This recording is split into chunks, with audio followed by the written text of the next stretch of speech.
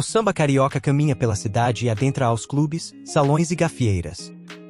Se de um primeiro temerário momento proibitivo de manifestações coletivas entre escravizados, o batuque, que em África era a forma invocativa à ancestralidade para proteção e defesa, mas que envolvia também dança e sapateado, mostrou-se como a hábil forma de burlar a vigília, e o samba a ele se integrou em forma de batucada. Então praticada nos fundos das casas religiosas da pequena África e pisada por negros mais idosos. Seguindo as estratégias apreendidas do lundu e do machixe que já vinham se bem estruturando, ao adotar um formato polido e se abrindo para os diferentes estilos musicais aqui chegados, eram verdadeiros flertes do samba carioca, que nesse período já caminhava pela cidade conduzido por diferentes vias, com imenso sucesso. No início do século XX, as camadas mais baixas da sociedade carioca, sem permissão para frequentar os bailes nos clubes dos brancos, criaram seus próprios bailes para a socialização e lazer em reuniões dançantes. Nesses, os ritmos importados marcavam presença com tamanho sucesso que provocou a profusão de clubes sociais, salões ou outros espaços criados especialmente para a prática da dança. Logo em seguida aos gratuitos bailes nas casas religiosas na pequena África, surgiram os protoclubes clandestinos, estabelecidos em casas térreas de 2 janelas e portas com rótula, eram os chamados criouléus. Nesses arrasta-pés ou assustados, mas com entrada mediante pagamento, se divertia a gente de baixo nível econômico-social. Atuando de forma clandestina, sem alvará de funcionamento, consequentemente sujeitos a constantes batidas do aparato policial, e por isso chamadas assustados. Com esse formato sucederam os criouléus, passando a serem mais conhecidos e chamados clubes de machiches. Os trens da estrada de ferro Pedro II levaram-no em direção ao subúrbio, ampliando o território de moradia da nova classe média em ascensão, fazendo surgir novas escolas de samba, salões de bailes e gafieiras. No longínquo bairro da Pavuna, onde tem um samba que só da gente reúna, fez surgir a gafieira Delmar, que devido ao número de aberturas ficou conhecida como 21 Janela. Enquanto isso, os bondes, no perímetro urbano uniram as diferentes freguesias, conduzindo nos seus estribos o samba momescamente caracterizado, conectando sambistas co-irmãos e fazendo aparecer um mais amplo ambiente social de convivência. E nesse vai e vem, leva e trás surgiram as gafieiras do Pedro e Danúbio no bairro do Irajá, o Dancing Meyer Clube e Gafieira Elite no Meyer, o Grêmio Recreativo Vera Cruz no bairro da Piedade, o Helênico Atlético Clube no Rio Comprido e o Renascença Clube no bairro do Lins.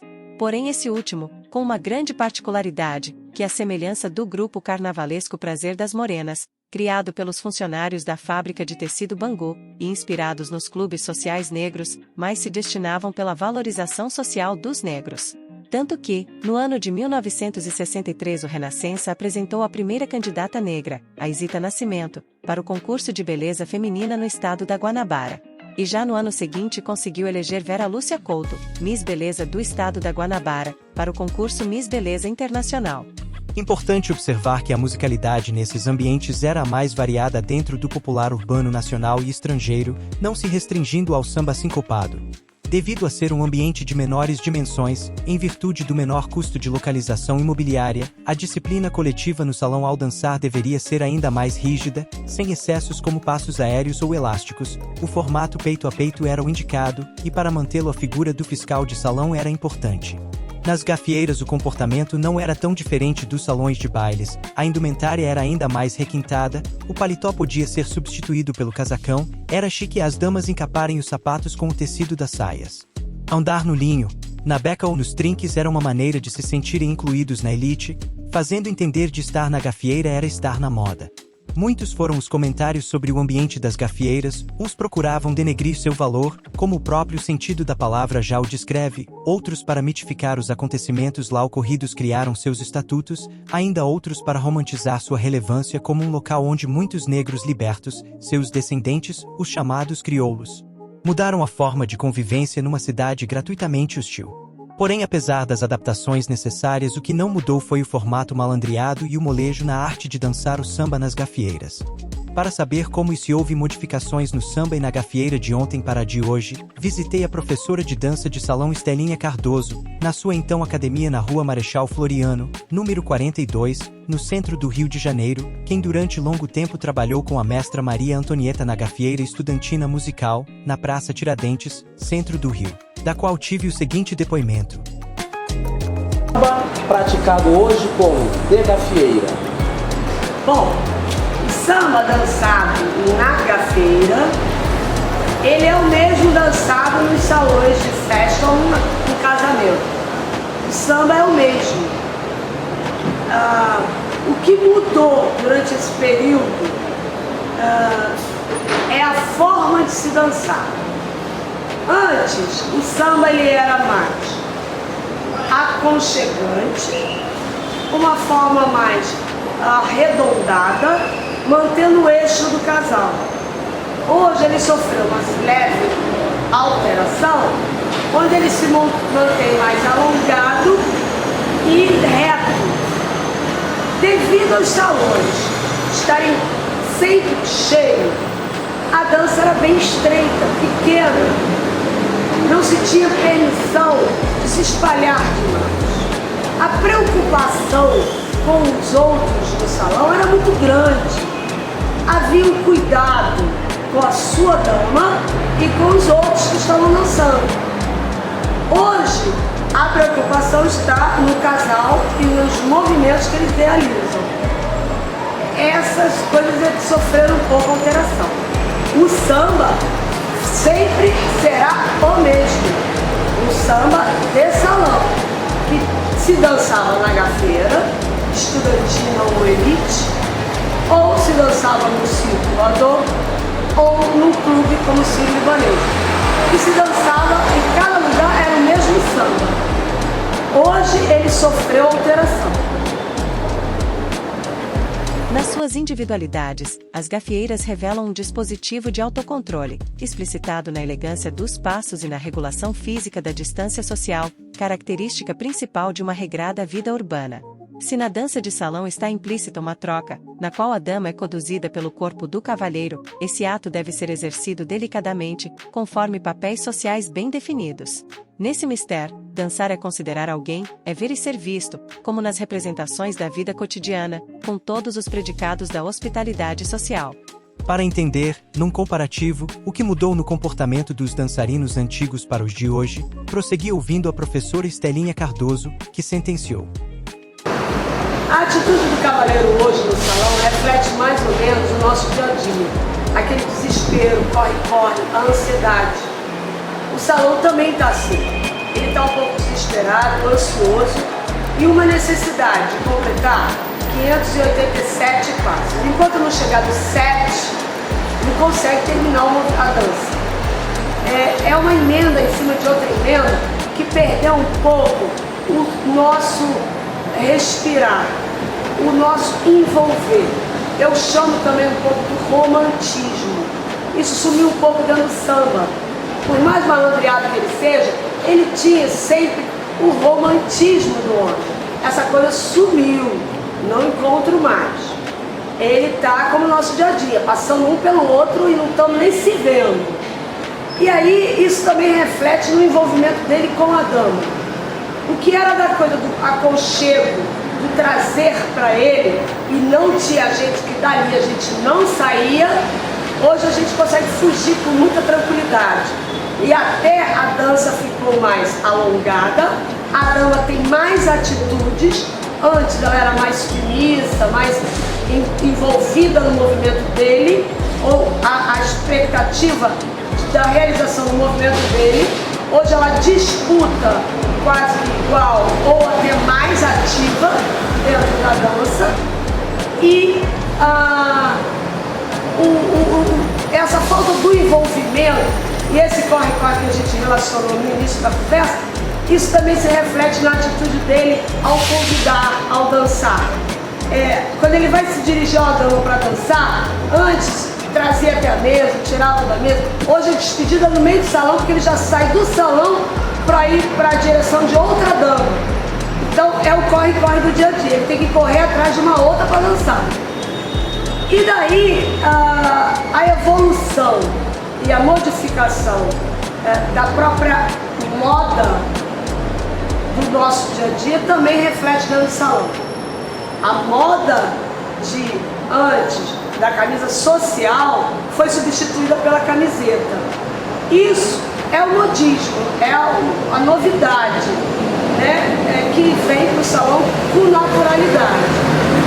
Uma das das coisas que entrou para o salão e que quebrou muito o gingar do samba, eu acho que está dentro do tênis. O tênis tirou um pouco o glamour do samba. Ele perdeu o seu espaço assim, enquanto aquilo é um samba. Ele já perde um pouco a sua característica.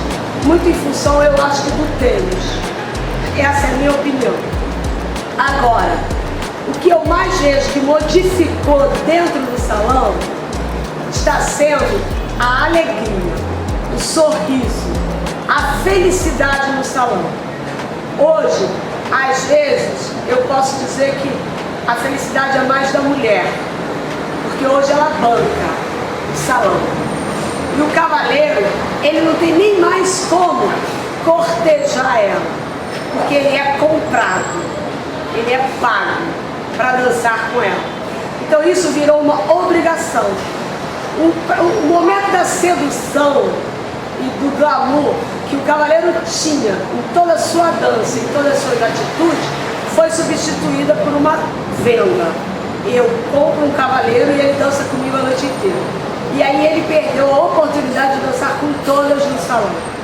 Então isso tudo tirou a alegria. Ele não dança com felicidade, virou um compromisso, e ela ganhou uma felicidade de bancar o homem e dançar a noite inteira. Mas será que realmente tem prazer aí dentro desse salão? Eu deixo uma interrogação. Uma importante visão socio-reflexiva do ambiente das gafieiras quanto à atividade artístico-colaborativa leva-nos a observar a participação dos gafieiristas. Viventes numa realidade socioeconômica abaixo da linha média, muitos hábeis dançarinos dali se aproximavam, não só pelo prazer da arte, mas também pelo possível ganho complementar às suas atividades autônomas.